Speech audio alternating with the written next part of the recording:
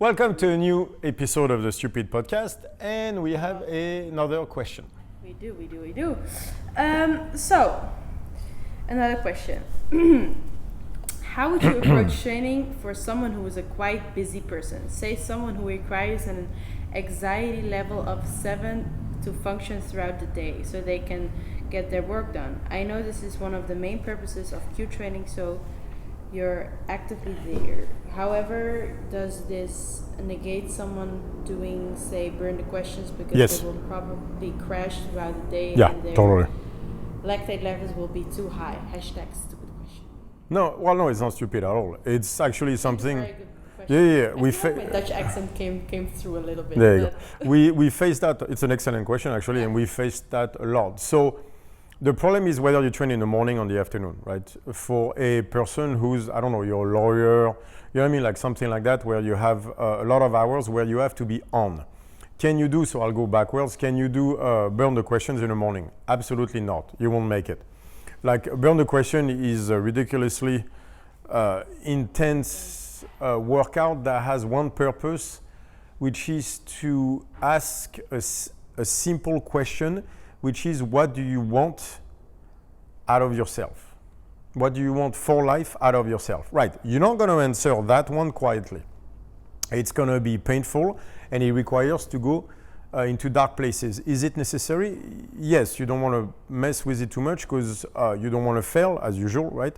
Don't switch to flight, but that's going to require generating a massive amount of fight and threatening yourself a little bit in order to generate that intensity. So I got to tell you, when I was doing the burn the question, so on Saturdays, first of all, I would go in the gym and sleep for 20 minutes, which means I would pass out, literally. I would lay down and just open my eyes 20 minutes later going like, I would feel like shit from the, like the acidity, the lactate production, the whole stuff. They're not linked, but anyway.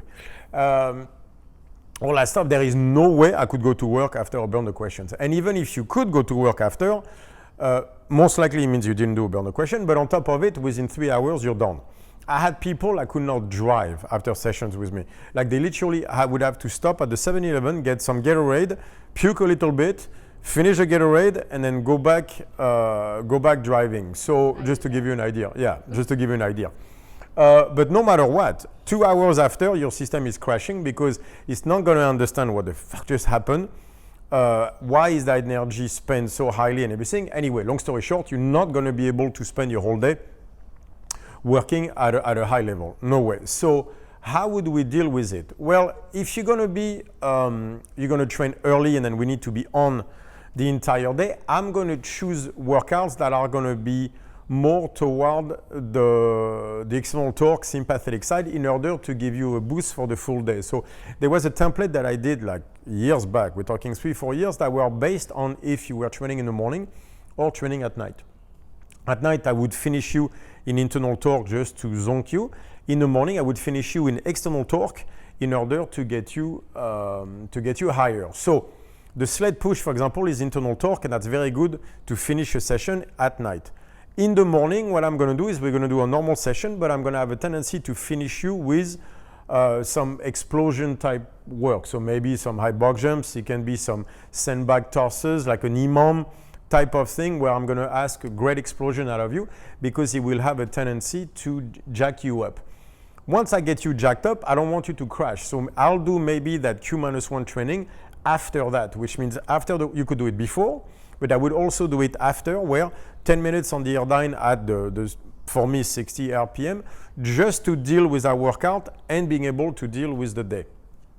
No matter what, for you, the most, I would say, important part for a busy, demanding job that requires long concentration at a 7 is to set your mindset correctly into the morning. So whether you do the Q-1 before or after the workout, I would do both, honestly, but let's say you do it after the workout. The point of that is that minute 5 on that Airdyne, or whatever you choose, you're going to bring the stuff that you have to do that day into that moment at minute 5, where your body is at a high intensity and so is your mind.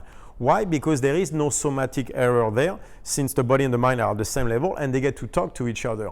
And you will notice at that moment that the stuff you know you have to do today are going to feel like what they feel like when you have to do them, except your body being at the same level of your mind because it is under a form of stress just like your mind is.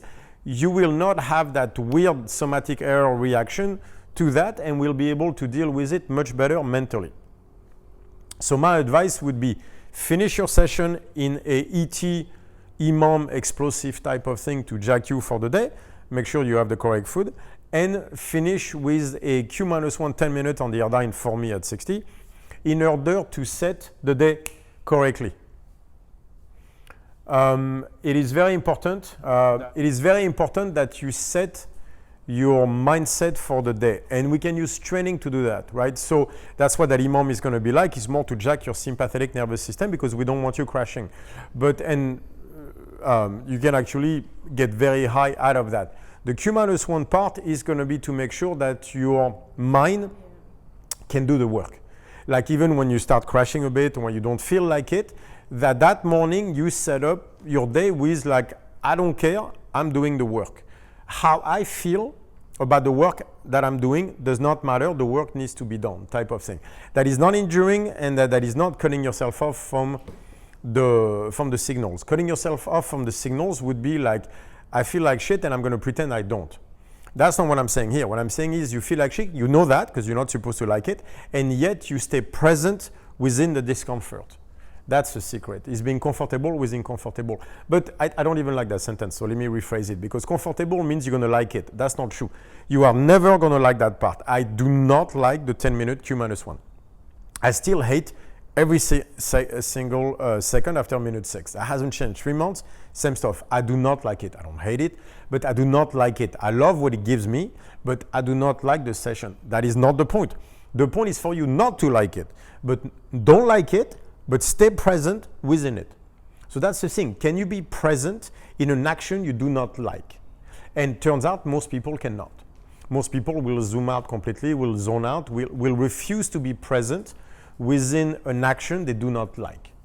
But that's where the secret is, because welcome to life, that's usually what happens. So when you get to 3 in the afternoon and you're tired and you still need to give a burst at your work, that's where the Q-1 is going to help you, because it's going to allow you to separate, not cut off, separate yourself from that feeling of, oh my God, I feel like this. Yeah.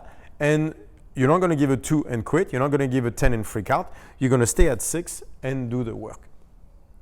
So that's how I would deal with someone who's on the 7 on the baseline and has full days that require a lot of attention from that person. Yeah. That's my answer. All right, that's a very good answer. Thank you, everybody.